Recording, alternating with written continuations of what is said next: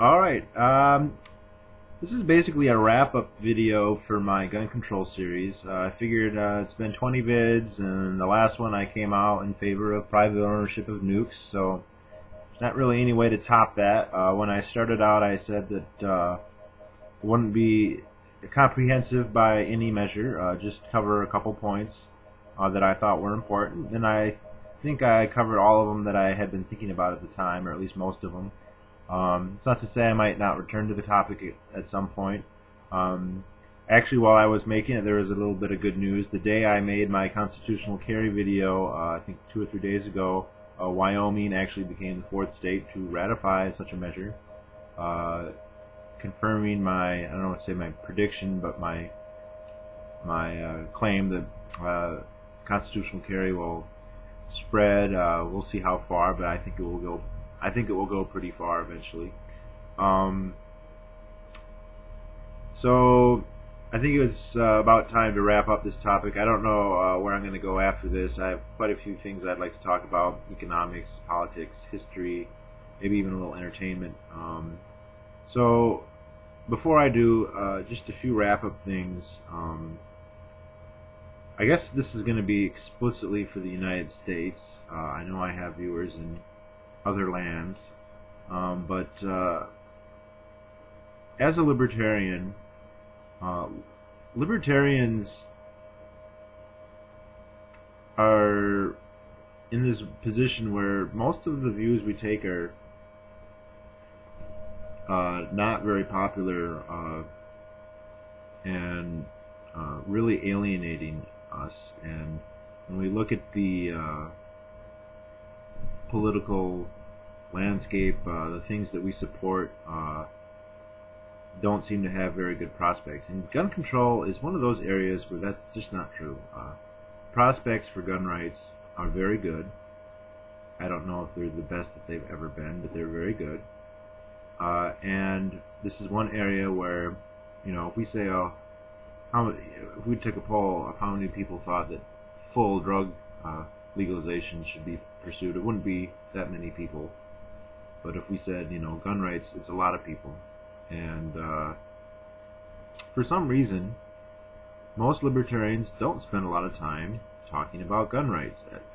I don't know why. They're big on the war, they're big on drugs, they're big on free speech, they're really big on economic issues and tax issues. And that's all great. I agree with them on all those things. And those are all really important, but it seems to me, you know, we've got these tens of millions of gun rights enthusiasts out there. Well, these tens of millions of gun owners and millions of gun rights enthusiasts, and it's like no attempt is made at, I don't know, approaching them. That's kind of the reason I decided to do this topic first, other than it was basically my intro into politics was through gun rights, is to maybe attract some of the more conservative people out there. So prospects are good. They're, you know, government as a default wants to infringe on people's liberties and take them and use and abuse them. And in the United States, government is no different from the government in Germany or the UK or China. Now, a lot of people think, well, the reason the U.S. government hasn't restricted guns is thanks to the Second Amendment. And that's not true. The Second Amendment is just a piece of paper. It does not fly out and attack congressmen who violate it, which of course they do all the time.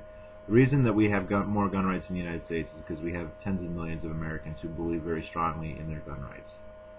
And they are willing to fight to varying degrees to protect them. And the government, for all of its power and all of its menace, cannot ignore the rest of society, at least if it's powerful enough. And in this one area, at least,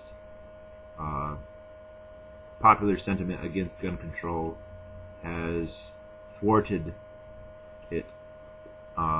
So in the UK or Germany, where there just has not been, there's not nearly as much pro-gun sentiment, their governments are able to achieve things that the American government, I'm rather certain, would love to enact.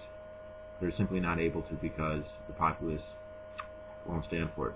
And thankfully, the populace is getting better and better. And if you look, I think a lot of this has to do with the internet.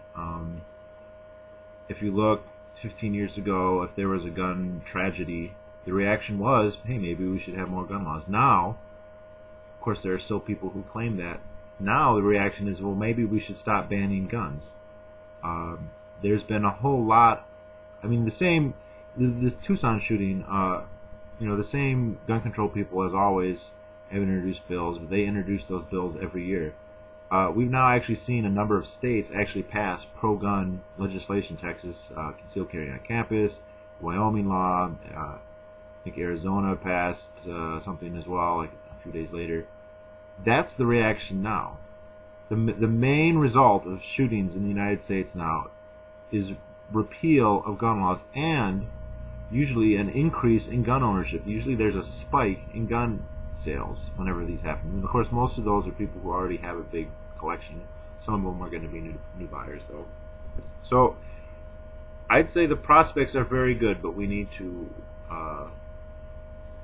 address where there are still issues. Constitutional carry should be the law everywhere.